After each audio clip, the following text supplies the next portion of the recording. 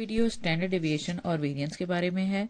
जिस तरह mean, median और मोड सेंट्रल टेंडेंसी को शो करते हैं, इसी तरह सेंट्रल टेंडेंसी के अलावा एक और चीज़ है जिसको हम कहते हैं वेरिएबिलिटी।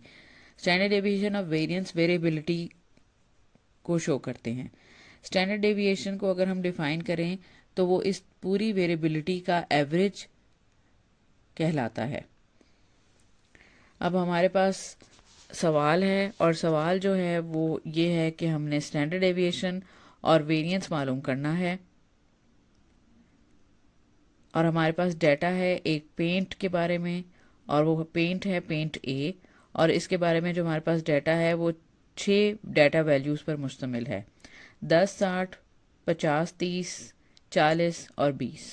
पहले स्टेप में हम इन तमाम वैल्यूज़ का मीन निकालेंगे, और मीन के लिए हम फार्मूला इस्तेमाल करेंगे समेशन एक्स ओवर एन। यानी हम इन तमाम रकूम को जमा करके उनको 6 से तकसीम कर देंगे, क्योंकि ये टोटल वैल्यूज़ 6 हैं। इन तमाम रकूम को जमा करके हमारे पास जवाब आया है 210। इसको 6 से तकसीम करेंगे तो हमारे पास जवाब आ जाएगा 35। दूसरे स्टेप में हमने मीन को इन तमाम वैल्यूज से अलहदा अलहदा माइनस कर देना है। 10 मनफी 35 मनफी 25, 50 मनफी 35 मुस्बत 15, 40 मनफी 35 5, 60 मनफी 35 25, 30 मनफी 35 मनफी 5 और 20 मनफी 35 मनफी 15। तीसरे स्टेप में हमने इन तमाम रकूम का स्क्वायर कर लेना है और बारी बारी करना है। 25 का स्क्वायर 625, अब मनफी हो चाहे मुस्बत हो उसका स्क्वायर 625 ही होगा। 15 का स्क्वायर हो जाएगा हमारे पास 225, 5 का हमारे पास 25 आ जाएगा।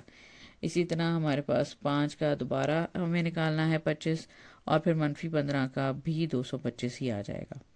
चौथे स्टेप में हमने इन तमाम स्क्वायर्स को जमा कर लेना है। अब 625 जमा 625 जमा 225 जमा 25 जमा 25 जमा 225, इन तमाम रकूम को जमा करके हमारे पास जवाब आया है 1750। अब हमने इस जमा किए हुए रकम को 6 से तकसीम कर देना है, क्योंकि हमारे पास टोटल वैल्यूज़ 6 थी। तो 1750 को हम जब 6 से तकसीम करेंगे तो हमारे पास जवाब आया है 291.7, और ये हमारा वेरिएंस है।